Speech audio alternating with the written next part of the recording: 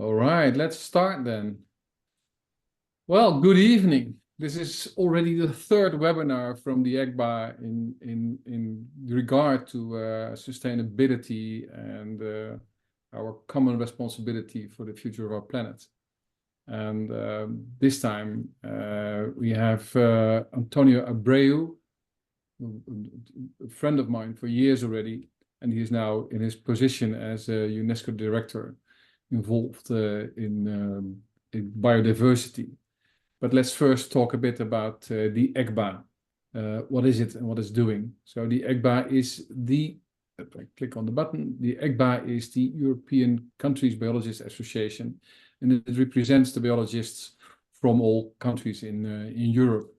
And as such, we try to be sort of like a tissue in which the several societies are embedded and then can coordinate their actions. So why is it important? Well, it's very important because we still see that biology is not taken very seriously. These, of course, is fun where we have pictures of stock photos, which is always great fun for biologists to look at them. And here you see an ecologist, as we all know, who uses a stethoscope to listen to the trees in his white lab coat. But it's still, this represents still the idea that we have to be very communicative about biology and explain what it is and what it can do for people in our separate countries. So that's important. And one of the main things we have to do is to be proud to be a biologist. We use this hashtag every now and then because if you want to communicate to someone, you want to be heard, you have to make yourself heard, and to be heard, you have to be you have to straighten your back and do something which might be a little bit scary every now and then, but then you have to be proud to be a biologist. So that will help you move forward. And why do you have to move forward? Well, because as biologists, we all know that this is the issue. We are proud but not happy to be a biologist because we see in the earth moving very fast. We see all kinds of trends, especially these days in Europe. We see, I'm from the Netherlands, it's raining here. The weather is not good. So we all see all kinds of weird things happening, and there's no plan B. We can't mitigate the problem or do something about it. So we have to be very careful about what we do. And what do we have to do? Well, we have to also solve the bottlenecks. And why are we as biologists active here? And that's why we have to solve bottlenecks. Here's an example for a bottleneck in education. We have to solve all kinds of bottlenecks in the future. Only then we will be able to support our communities where we're living in, and the larger community in Europe and the even larger community worldwide. So this is why it's very important to have these meetings where we invite very important and interesting persons to talk about the issues we all are concerned with. So here we have, this is António is here from Milan. He originally comes from Portugal. He used to be the chairman of the Portuguese Biology Association, and he's now we're now pleased to have him here. Simon is a member of the ECBA who works from Munich, and I am here from a rainy Amersfoort. So now I will share the floor to Simon to give you some technical updates, and then we will round the floor to António, which I'm very happy to see him and have him here. Thanks a lot, Harm, and hi again, António. Thanks for sharing your time with us today. And hi, everyone. I'm just going to introduce the few technicalities. If you have any questions, please already type them during the talk of António into the Q&A function. If you see a question that's interesting for you as well, you can just hit the like button and we will prioritize the questions with most likes. If you have any comments, questions to the format itself, so basically to Harm and me, please use the chat function. Everything that goes to the talk of António, please use the Q&A. And yeah, I already put in where you can find the stream later on YouTube. And yeah, I'm looking forward. Antonio, please.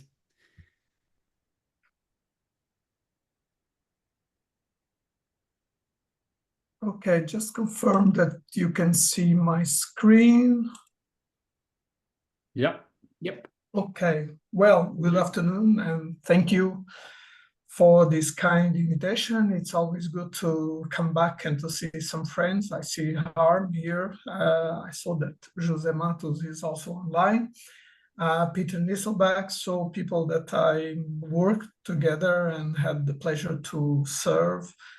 ECBA, the Portuguese and European biologists. It's a great pleasure. So thank you for inviting me. I am currently, as Arm said, well, since less than 1 year ago, I took position as director of the Division of Ecological and Earth Sciences, and I am the secretary of the Man and the Biosphere program at UNESCO in Paris.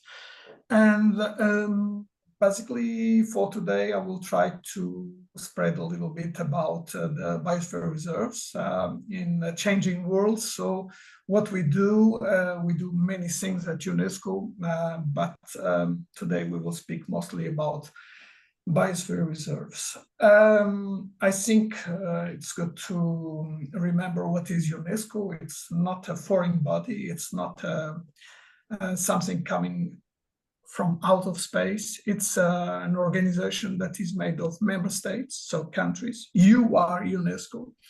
It's not something that has self-willingness, so it's made of countries that after the Second World War, they decided to set up within the United Nations system, to set up an organization that could help to bring back peace. The motto is that peace, the war is a construction that comes from man's head. So let's build peace and promote security by promoting collaboration among the nations through, particularly in the case of UNESCO's mandate, through education, science, and culture. So basically, UNESCO is a specialized agency of the United Nations system that deals with education, science, and culture, plus information and communication. Currently, we have 194 countries because the United States came back, so sometimes countries are going and coming. And we operate through different programs, and UNESCO is organized in sectors. I am working within one of the sectors, that is the natural sciences sector. We have the social and human sciences sector, we have the cultural sector, information sector, but they all work together, and we operate mostly in the ground through sites. So UNESCO has the capacity through intergovernmental and international programs to designate sites. And maybe you heard already about the World Heritage Sites, that currently it's more than 1,000 and, well, nearly 1,200 sites in 168 countries. But we are speaking today about biosphere reserves that currently are 748 in 134 countries. And we have also a program about geoparks that are sites. It's a recent program, so only 15 years old. So we have already 195 geoparks in 48 countries. But we also operate through networks, and this includes category 2 centers, UNESCO chairs, and we have national commissions, national committees, sites, category 2, category 1 institutes, and several networks that then bring together everybody on board on this. So basically, you can have a first question: why you have biosphere reserves? What's the difference between a biosphere reserve, a global geopark, or a World Heritage Site? Well, we have sites that are all at the same time. So they have triple or even 4 designations, because the World Heritage has also intangible assets. So, for instance, we have an island in Korea that is World Heritage, Natural World Heritage, it's a biosphere reserve, and the global geopark. Well, it doesn't matter any of the designations, any of the programs, each of them, they are just entry points to bring added value to the place, to the site, to the territories, and to the communities that live in. So basically, they have differences. We will see in particular how the biosphere reserves work, but in the end, they are all working to bring value to everybody that lives in, around, or is visiting. Because this is also about interconnectivity of sites and people, and it's about networking and knowledge and cultural values and natural assets and combination of all that. So how this started, the Biosphere Reserves, it operates under a program called the Man and the Biosphere. Man here means, of course, humankind. There's no gender issue here. And it's about making peace with nature. So this is it was a very innovative approach because, okay, today we are all aware that we, as Harm was mentioning, that we are facing big challenges, climate change, biodiversity loss, environmental degradation that together they build what we call the triple planetary crisis. And we know that there is an urgency to tackle all at the same time, and they are interconnected. But in 71, nobody was mentioning this. But a few people from science and from policymakers in 71, they elaborated a little bit based on UNESCO's mandate to build peace in the minds of people through education, science, and culture. They decided to set up a program, an intergovernmental scientific program called, named the Man and the Biosphere Program. And this was aimed to generate knowledge about, to better understand the interconnections between human development and nature, in order to find a different way or a new way to live in this planet, in this planet with nature and not against. So at that time, it was a very pioneering movement. And since then, goodwill and a lot of work from many people around the world brought this rationale to a more elaborated, better developed and promoted, that is very much in line with something that came afterwards, the Sustainable Development Goals, the Agenda 2030. So since 1977, so more than 50 years ago, since 71, the program, more than 50 years ago, the first sites were designated in 77. And they are mostly at the first generation of UNESCO Biosphere Reserves. They were mostly learning sites for sustainability or for understanding how human systems interact with nature, and believing that if we understand this, we can better manage, and we can do better in managing and ensuring that we have natural resources enough to promote and to sustain our development. So this is the concept of the UNESCO Biosphere Reserve. Of course, it's well written. There are a lot of regulations and the definition, but it's not really one single meaning. It's about the wise use of resources.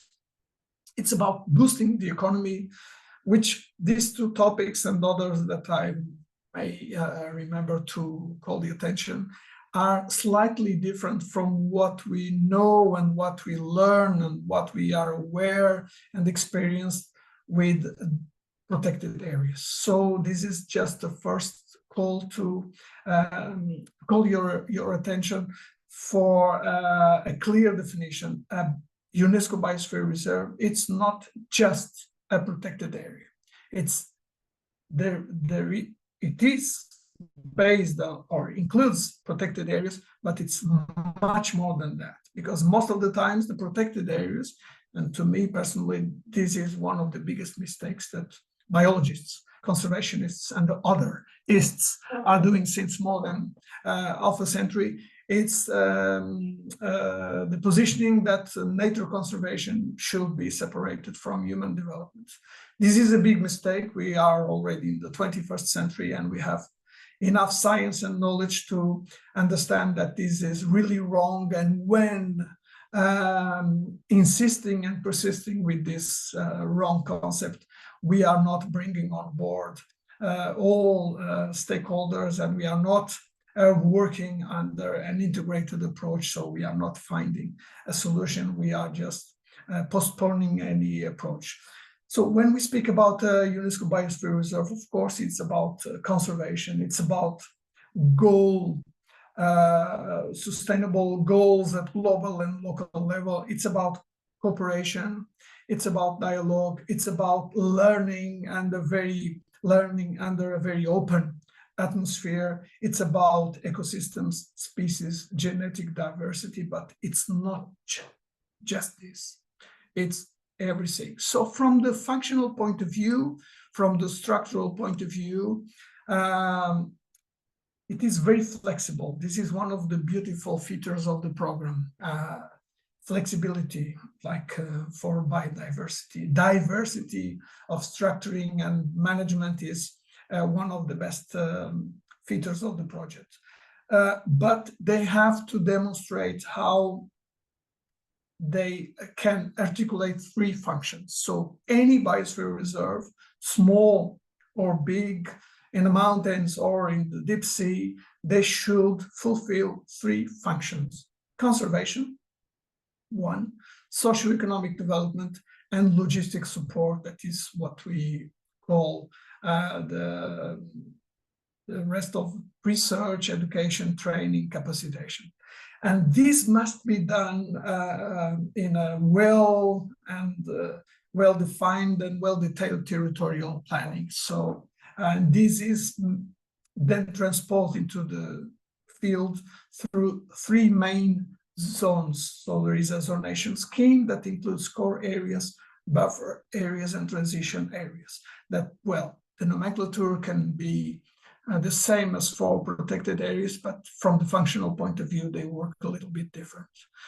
So basically, we have the function for development. And so this means that not like traditional, typical protected area, we can consider socioeconomic development and investment and money, so economy, in a biosphere reserve.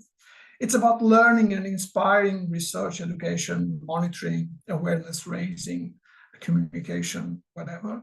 And it's about conservation, and conservation of biological, but also cultural identity, because we believe, and the program strongly encourages the common features from cultural identity and the links with nature. So landscapes, water, even topography and the relief and the typology of the ecosystems are really intricated with the individual features of each territory and their communities. It's totally different if you are raised in a mountain than if you are raised in a beach. And the three functions of the Biosphere Reserve, they are integrated, so they bring together not only nature, but also people that live in. So in total, we have the 748 biosphere reserves currently in 130, almost 40 countries. And this means that there is 300 million people that call home to a biosphere reserve. So it's not just about butterflies and birds and plants, but it's about nature, including humans. Well, basically the core zones, they normally lie on already existing protected areas at local, regional or national levels. So they include, and because UNESCO is a UN agency, so we don't interfere with national legislation. We don't bring extra layers of bureaucracy or regulations. No, you should bring what you have from each country, from each region, and you can say, okay, it's around this protected area that we will build our biosphere reserve. So we will surround it by a buffer zone, and we will extend it through a transition zone that goes sometimes to quite far from the core zone. Well, just to give you an example, we have the biggest biosphere reserve in Brazil. It's Mata Atlântica, that covers more than 17 states from the federal. It's like 100 million people living there. 1/3 of the 300 millions, they live just in one biosphere reserve. But we have small ones, like the little island in Prince Island in the Gulf of Guinea that has only 10,000 people. So now 10,000. 10 years ago, it was 6,000. So in the core zone, if you look to the global picture of the overall biosphere reserves, in fact, we are covering already the most relevant biodiversity hotspots, the most relevant key ecosystems and biomes in this planet. They are all part of the network, the world network of biosphere reserves, which means that if we want to link this with the CBD and the biodiversity crisis, that here you have the only network, the only concrete physical network, including natural, the most important functions and ecosystem services and biological features, covering all biomes, all biogeographies, all latitudes, and 300 million people. So if you want to demonstrate and if you want to elaborate and to protect biodiversity, here you have a global network that then operates through networks. So we have the global network with 748 biosphere reserves, but this is organized then in regional and thematic networks. For instance, we have the EuroMap network that brings together, well, UNESCO as a UN system has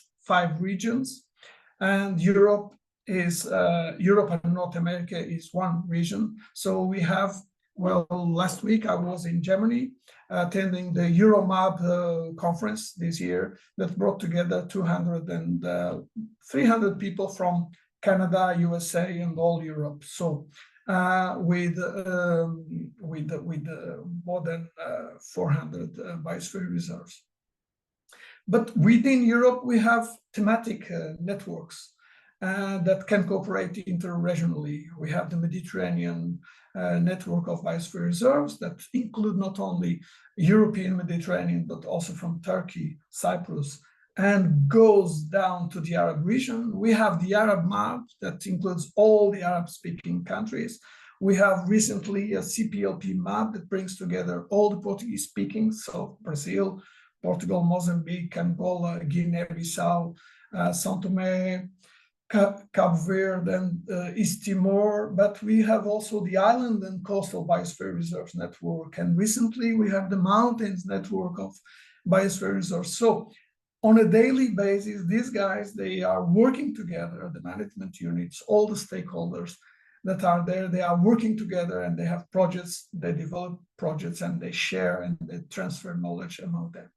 So the buffer zones, of course, it's around the core zones, and they are used for activities that are compatible with sound ecological practices. And this is for demonstrating the possibility to do some development without destroying or putting biodiversity in threat.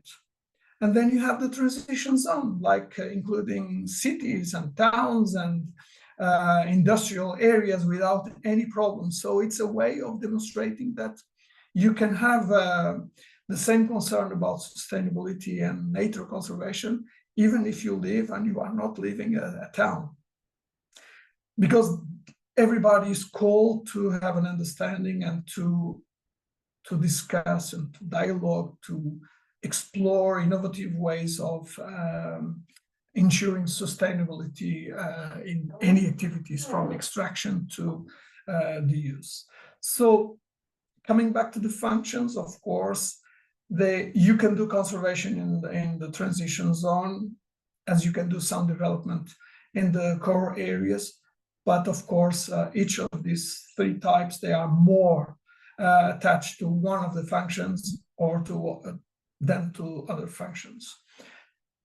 One of the good things, it's about governance. Well, there is a management unit. It can be fully state-owned, so the usual departments that manage, but they need to ensure participation.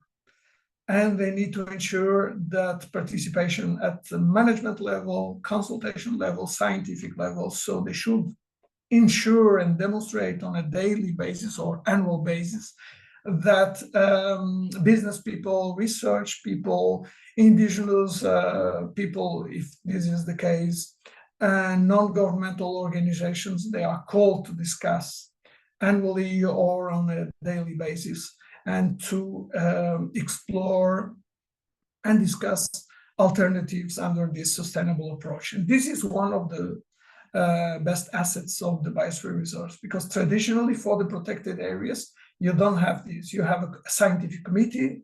Sometimes you have a consultation, but it's too formal. Here you have the possibility even to have a private management of a biosphere reserve. It depends on the community, on the local authorities and the local entities and stakeholders to decide which is the best model. There are many models. In Australia, for instance, they have totally private managed. So the state and the public institutions, they set up terms of reference. They say how much they want on conservation, how much they want in socioeconomic developments. But for the rest, you are totally free to do whatever you want. But there are other areas that are fully managed by the army or the navy in some countries. And it works very well. They deal with the fishermen as long as they ensure so there's no model. And this is good because it allows to learn, to fail, and to move on and to find new alternatives. Well, examples about wise use of resources. Of course, we are not a financing agency like the World Bank or FAO or IFAD that normally have big amount of money to sponsor and to promote investments. We live with regular contributions from member states, but we have agreements with partners and sometimes from member states or from private companies or from public entities. We receive money to promote and to stimulate some projects at local level. Well, this is the case, for instance, with a partnership that we have with a French group called LVMH, that you may know. It's the luxury. They are the owners of luxury products from Louis Vuitton to Ricard and all Dior, Cartier. They are all there.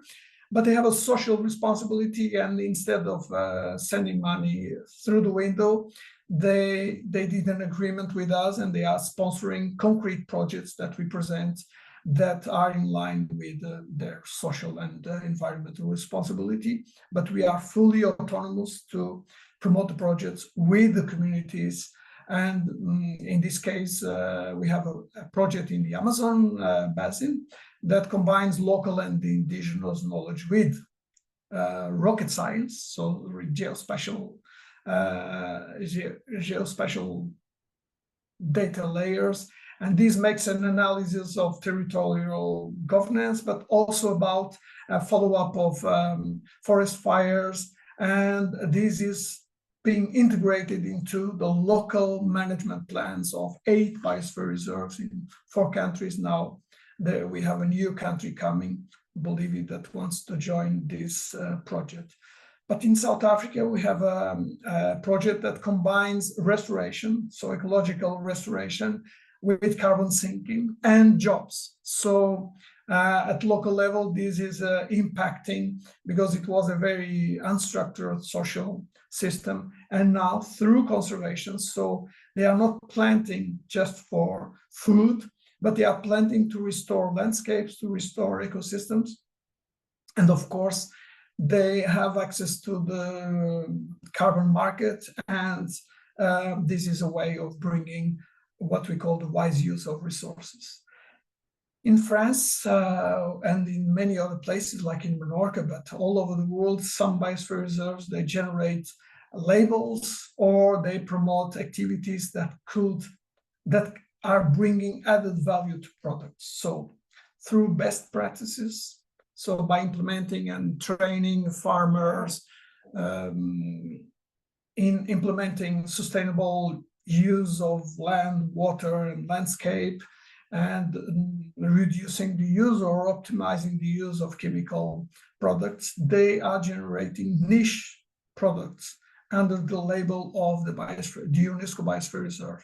And this has a huge value for the market, for consumers, and this is a way of increasing the income, even in countries like France. This is working very well.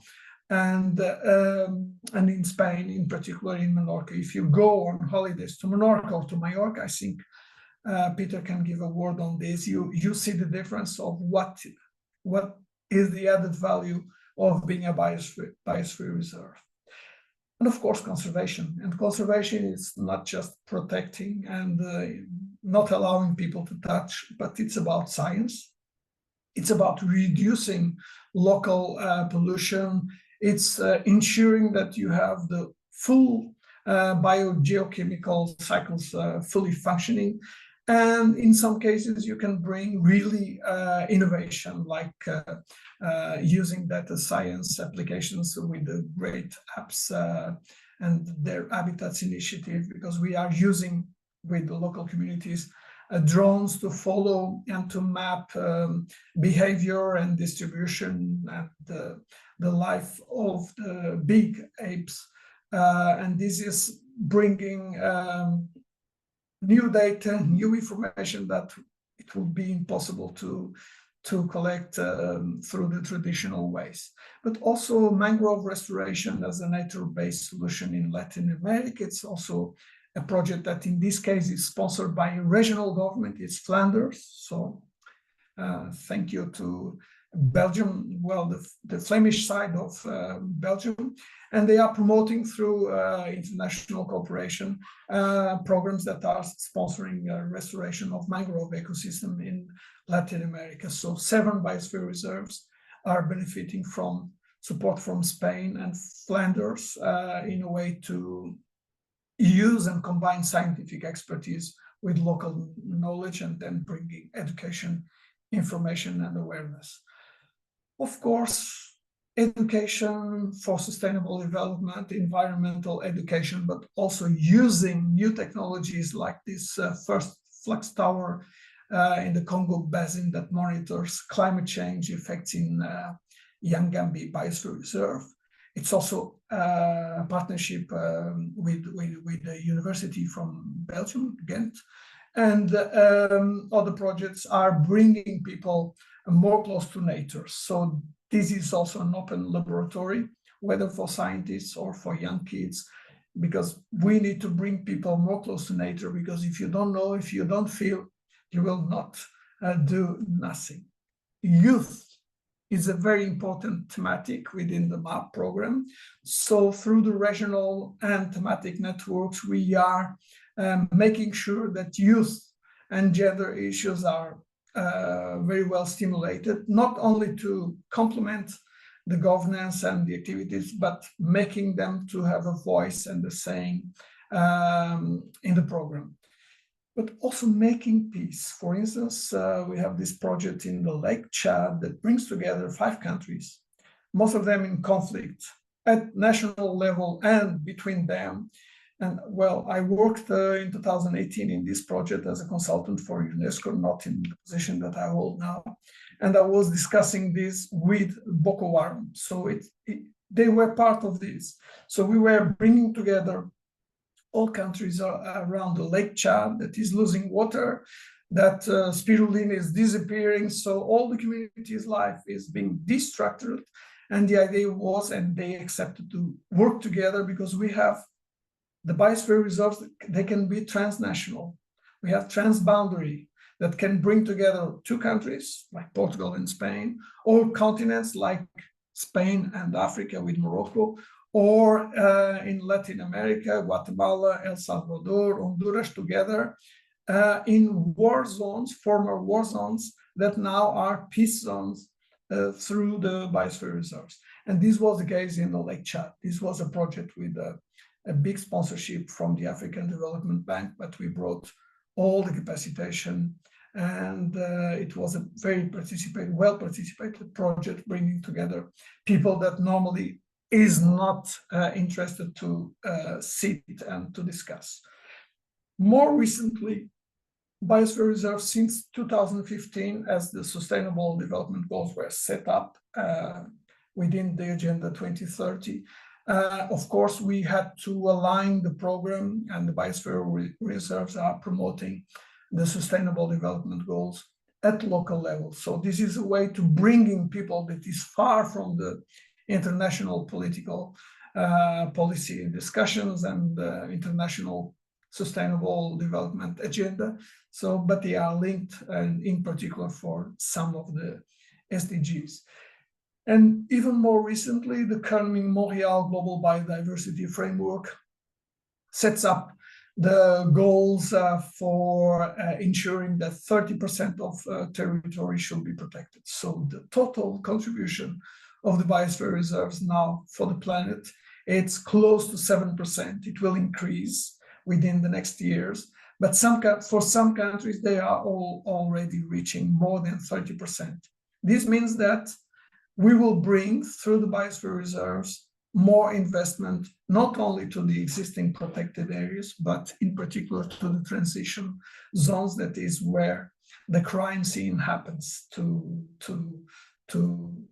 on a daily basis. So if we bring together people, if we bring more about conservation and sustainable development where people live, they will better understand, and maybe we can extend the efforts of conservation out of the protected areas, which is something that we as a society were not able to do, and we are looking, and that's why society is looking to the protected areas as something aside and not really something that they are part of.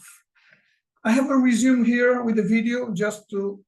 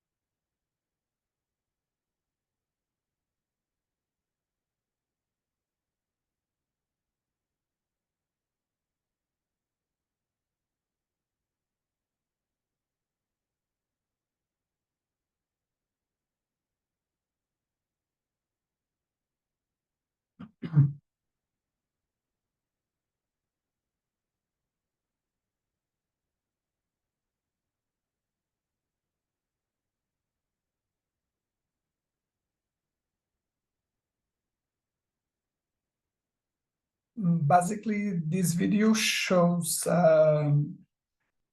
what I tried to mention, but in a better way. So feel free to share it if you want. You can link with our LinkedIn recent group that deals with biosphere reserves and also geoparks, because we have both in my division.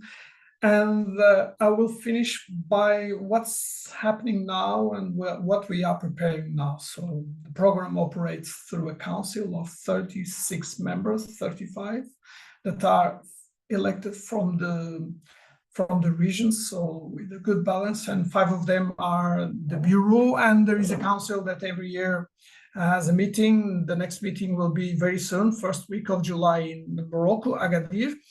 And it's when the council approves the new biosphere reserve, so they should submit the nomination process until September every year. Then there is an international advisory scientific committee that is very independent, does an assessment, the secretariat, so we do also an assessment. Then we bring together our position into the Bureau, and the Bureau endorses or not the nomination to come to the Council to be voted, and this is where the decision is taken. A part of being nominated, they need to send reports at national level, and every 10 years, because 10 years it seems a long time, but it's not. It's the time that for sustainability takes some time, so for conservation to see and to have indicators. So we have these periodic reviews every 10 years where when the Biosphere Reserve should submit the information to be also considered through the same examination process to be admitted. But from every 10 years, more or less, there is a Congress. So because it's difficult to bring everybody every year. So next year, 2025, we will have the 5th World Congress of UNESCO Biosphere Reserves. And this is where we explore and update and adapt the program to the situation and to the next upcoming times. Because planning for 10 years, it's complicated, but we have a program strategy and an action plan. And the last one was approved in 2016 in Lima, Peru, during the 4th Congress. So the next one will be in China, in Hangzhou. And this will be the moment where the new program strategy and action plan will be approved. And to do that, so this will be, at the same time, we have the Council and we will have a big open World Congress. So all of you are invited. Please join and bring your ideas, your initiatives, and your side events if you want. But to have the strategy, it's not us. So we are conducting this. So we launched, we will have a declaration during the Congress. We will have an endorsement and adoption of the action plan and the strategy that then from the Congress and from the Council will come to Paris for the General Conference and the Executive Board at UNESCO. That is the maximum authority that is made by, not by us, but by member states. So basically to do this, we establish a drafting group that works together on a daily basis with us. It's a group of 15 experts, including quite balanced gender, geographic, and age. So we have a youth representation too.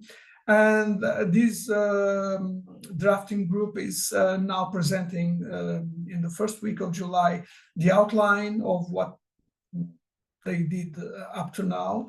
And then the Council will add some ideas. And then they will finish this by spring next year in order to launch a global consultative process that will bring together experts, biosphere reserves, the regional and thematic networks, youth, and we will use all means. It will be also online. There will be a lot of conferences. I hope all of you could find the Biosphere Reserve or your national committee and contribute to this. So we want to have a wider stakeholders. We will bring also other agencies from the United Nations systems. We will launch a public consultation, seminars and workshops, and we want also to do this as a very communication activity in order to raise attention and to increase the number of biosphere reserves.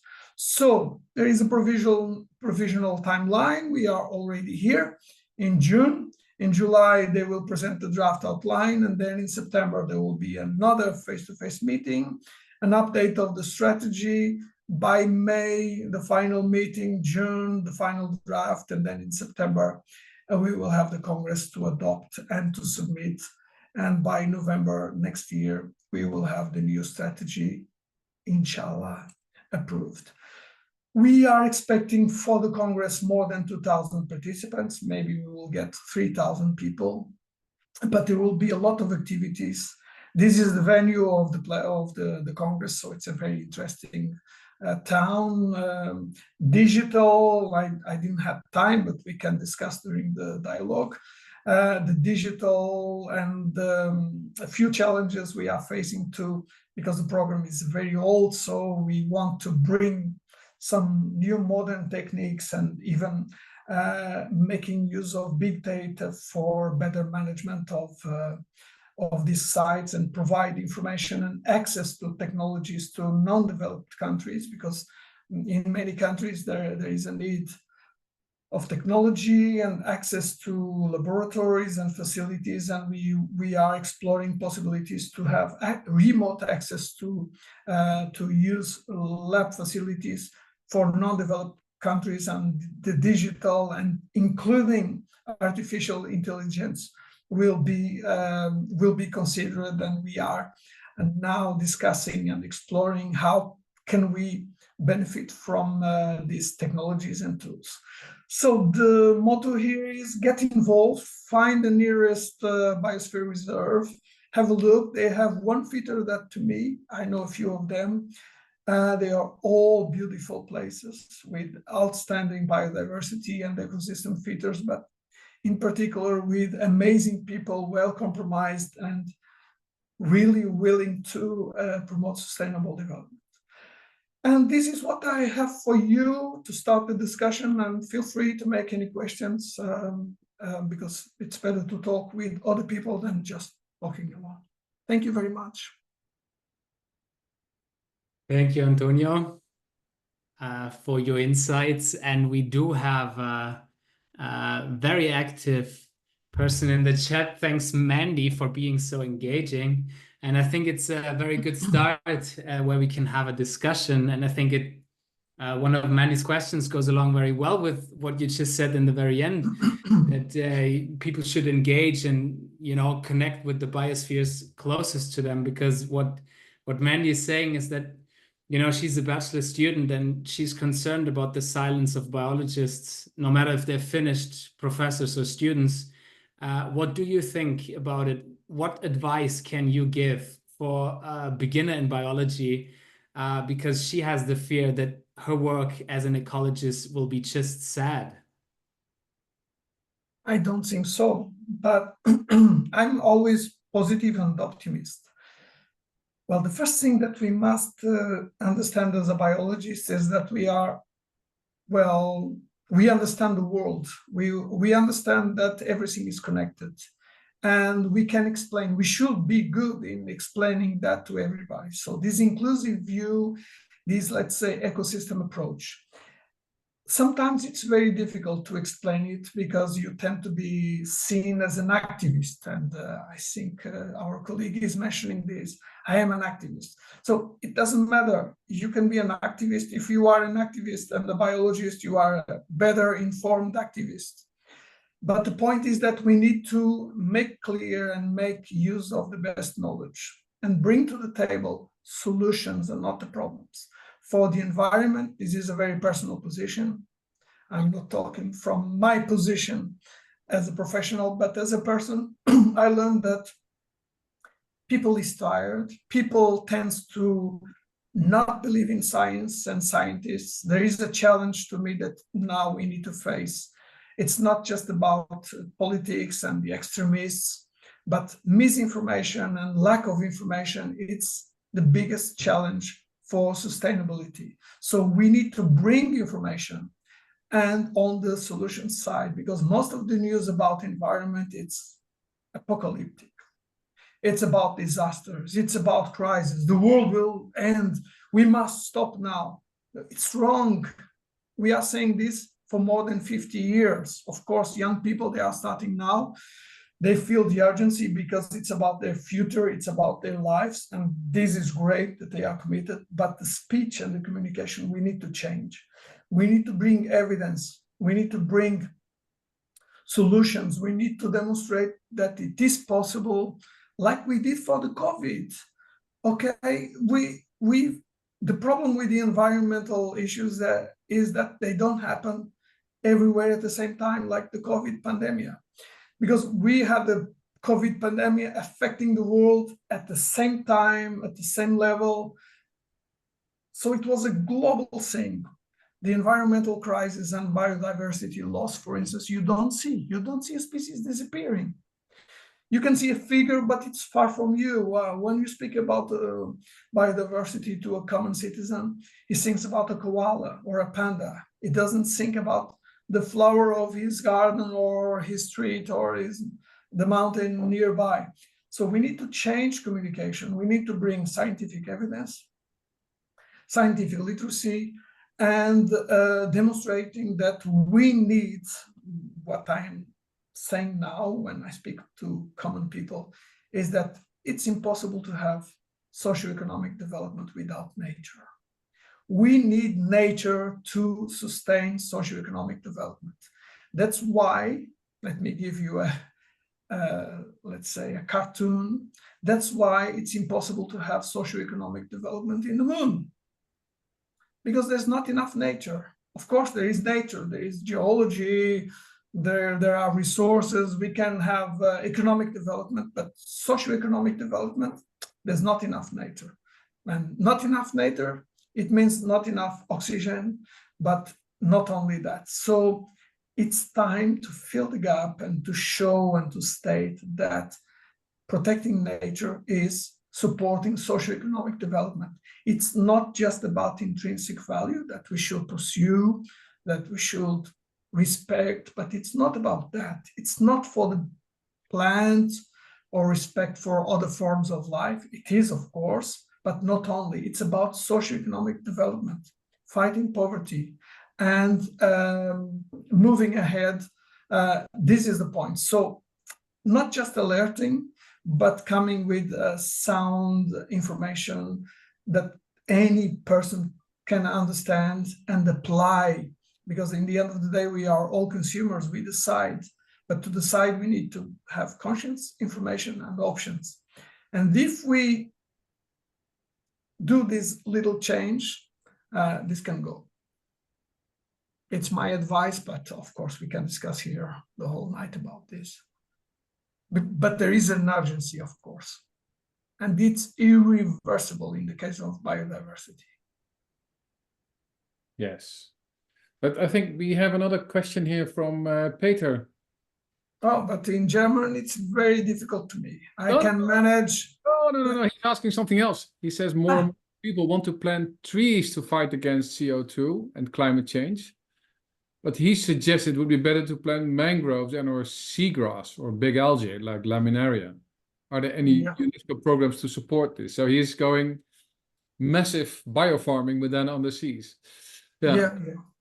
Well, we have good examples. I know I was talking about this, I think, before we started. Mm-hmm. There is a big biosphere reserve in the Philippines, Palawan, where in a small islet around where the coral reef and the mangroves were destroyed, the fishermen were using dynamite, like 10 explosions per day, because it's the only way to capture some fish, tiny fishes.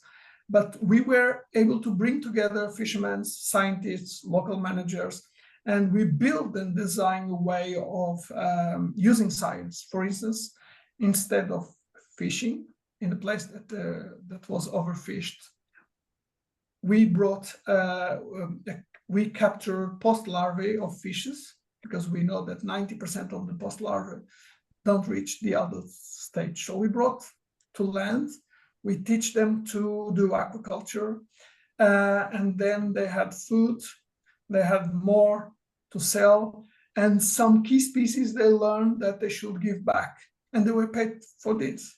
So in 5 years, I can show you if you have time, next time, I can show the difference, the number and the difference on nature and in society, because everybody now has a job, decent life, food at the table, food to sell in the market, and nature is back, and now they are promoting marine protected areas, and they are now bringing their experience, the communities, not only scientists, to other places, and the government finally understood and is supporting this. So they are extending this success case in a small scale to a big scale. And we are now helping them to bring this to Maldives and to other places, including what Peter is mentioning, mangroves and other coastal and marine ecosystems that are vital for ensuring that we have functional ecosystems and benefiting from the services. For instance, the mangrove restoration impact was not only about having nurseries for fishes and all the marine life, but the number of dead people due to hurricanes in the area where the mangrove was restored was reduced to 0, and before was like 200 every 5 years.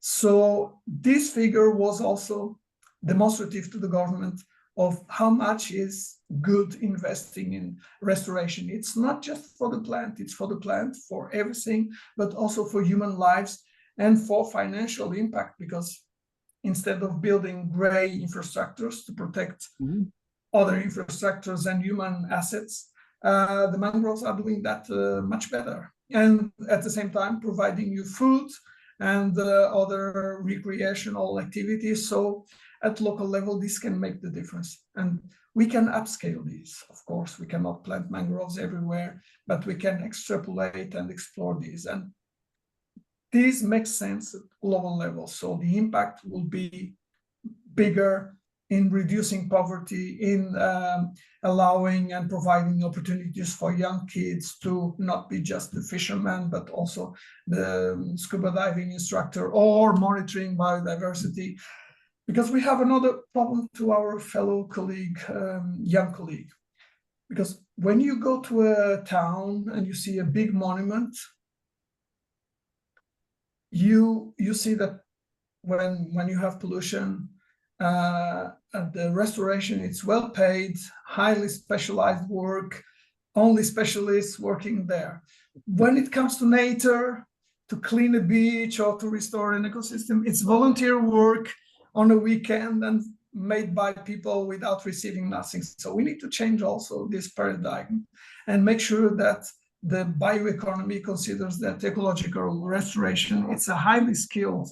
Of course, we should promote participation, but it's also a business that should be made by professionals and well paid. And this is an opportunity to do it well, and not just as an exercise that we need to repeat every now and then to get the same result. So if I look at Mandy, she asked a lot of questions, and I think we share her thoughts and ideas, which is that biologists generally do not represent themselves very well in the public discourse. Yet you show us how effective biologists are when it comes to the real world and the biosphere. So there's a mixture of showing our ability to bring big projects with many people to a fruitful life. But on the other hand, we're still missing out on the local populations when it comes to information about biology, or in a wider sense, the interaction of humans and the planet, which is a larger subject than just biology. So there we move into the realm of education and attitudes of biologists and education of people. From the professional point of view, yes, of course, and sure, we need to do better, but we need to do it within a global transformation, because this is what we need. Well, in fact, there is a nice speech by a president of one of the biggest countries in the world that calls on ecological transition. So we need to move towards an ecological civilization. That's what he says.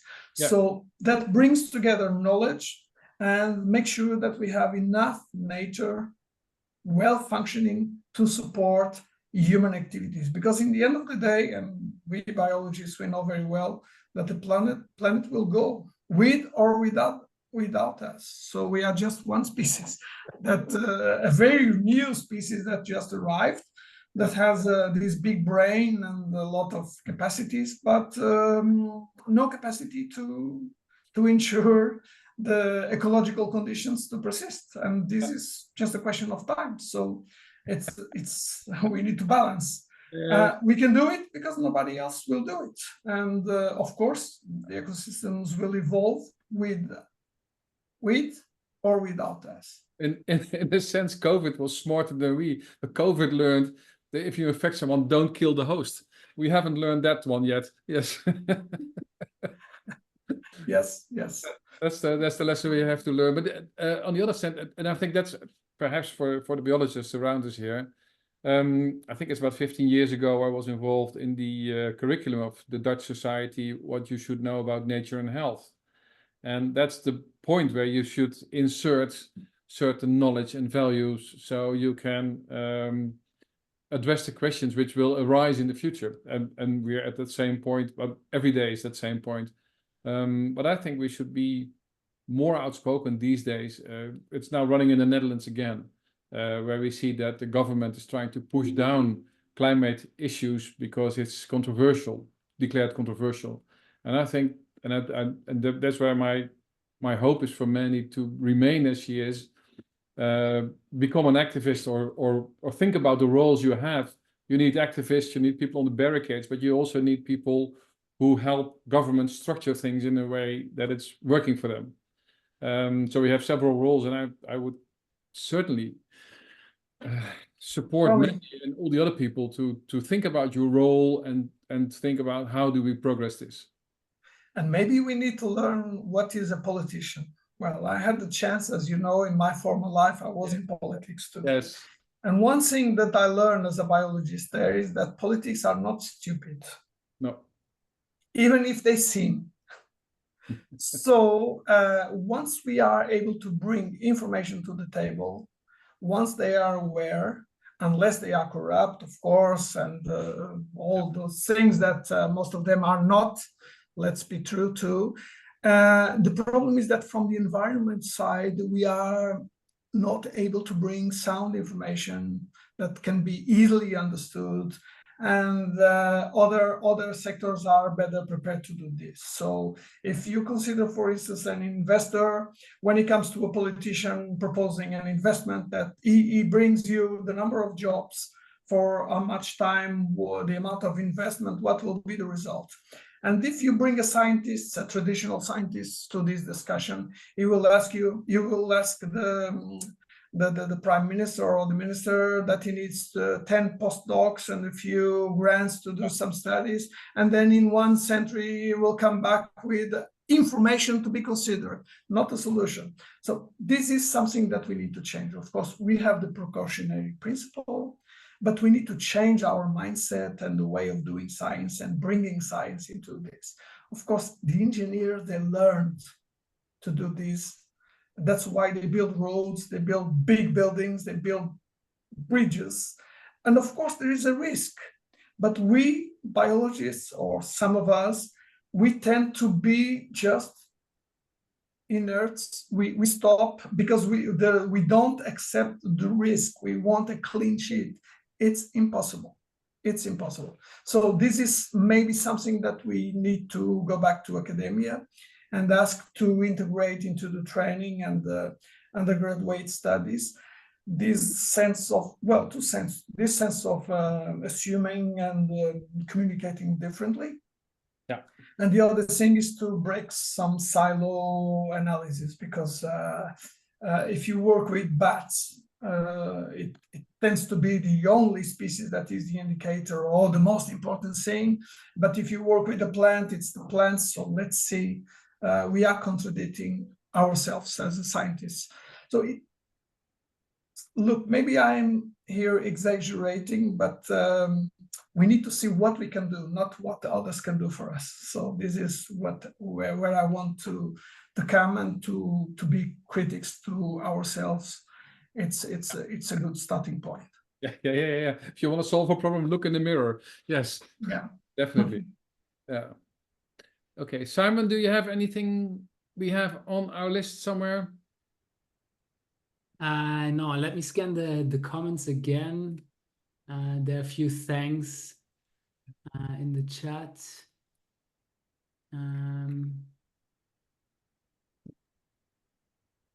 No, I think most of the things that Mandy mentioned, you also said that, she said that, what do you think about the biodiversity strategy plans, which are not big enough? But I think you already made that clear that, also small projects can work as exemplary cases and then suddenly become big ones. But we have a good news from yesterday. So the restoration law was approved at European level. So we have here a good chance to go back to our countries and to our governments, and as biologists we have a way and a good opportunity to tell how to implement this in the ground, because the formulation is okay, and now the challenge will be, and it's not money the problem, it's how to implement it, how to make it sound, how to bring everybody on board instead of just doing this as a scientist's business. So there is a gap, someone must fill it, and I believe that biologists have here a good way and a good opportunity to do their professional work, and at the same time communicating with both policymakers and normal citizens to bring everybody on board. So if we can do this, and if 1 or 2 countries can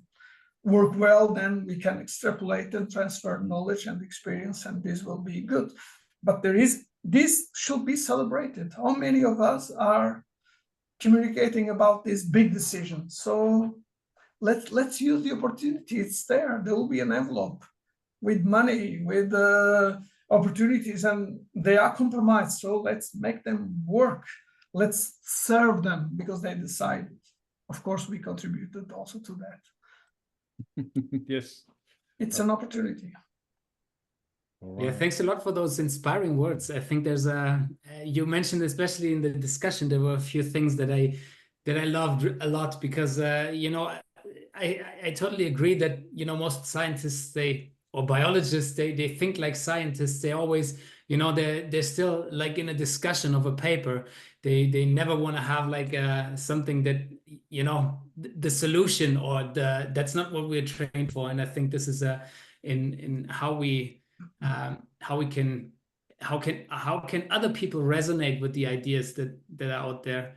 And if you wish, you can also maybe contact Mandy, because she's also asking for an apprenticeship or contacts. Yes, yes, I saw that question, and yes, we have internships and volunteer programs at UNESCO, whether in Paris or in the field offices. We have field offices around the world, or we can put you also in contact with Biosphere Reserves, and they will love to welcome you for sure. It's a question of send me an email. I will put you in contact with someone, or even myself, if I can find immediately, or otherwise you will find that there is a system. I don't know exactly, but currently we have an intern, and she's from Flanders, from Belgium, and she is helping with the mangroves project, that is a restoration. And she came during the internship. She came with a proposal that we brought to a sponsor, and he's financing this. So she will stay there for longer, and she's doing well. Yes. And we need young people. We need young ideas, fresh ideas. Normally, I say in our weekly meetings that if you want experts about the future, bring young people, because we have experience about the past, how it worked, but we have no clue. Myself, I have no clue what are the questions that you young people is having now, and the future is for them is tomorrow. So we need this vision, and sure. And we do also mentorships, and you can circulate not only in our division but in other divisions. So have a look at the website, and if not, send me an email. I will be glad to help you on that. Yeah, or ask Simon and he will contact you. Yeah, sure. That's where the ECBA is for. Yes. And make yourself a Europro bio. Yeah. Yes, that's an old echo. Yeah, it's still alive. Yeah, great. All right, good. I think we're done. I think we all, we have all the comments and questions discussed. Mandy will send you an email, otherwise she can contact me. Thank you again, Antonio, for this talk and the nice discussion we had, and everyone for coming. Harm? Yeah. Thank you and see you next time. Right. Right. Thank you. It was a great pleasure. Feel free at any time. You know, you have my contacts. Yes. Thanks Good a lot. evening. Have a nice evening. Bye. Nice evening. Bye. Bye.